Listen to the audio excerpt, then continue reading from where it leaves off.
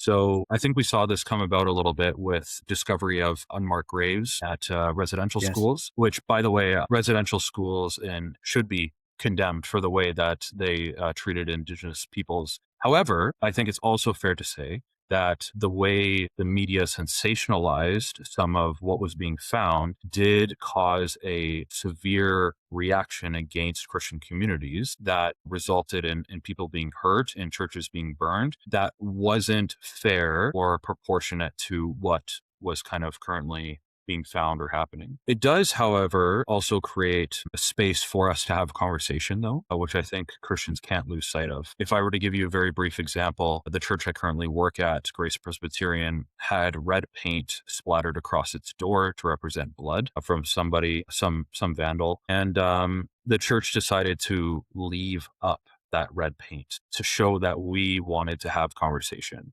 to show that we didn't want to be like some church communities in the past that did do things that were discriminatory and harmful to marginalized populations. And so I think, there's an element of us being vigilant and being aware of how the culture thinks about us and talks about us. But I think there's also an element of us trying to maintain grace and an open hand, an open heart to conversation and reconciliation, because I see that modeled in the Sermon on the Mount. And if someone wants to strike our other cheek, then I say we let them. Yeah. Yeah.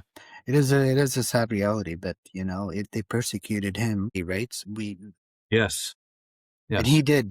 Jesus did mention that they will persecute you in these times. So yeah, it's a sad reality, the sad world we live in right now.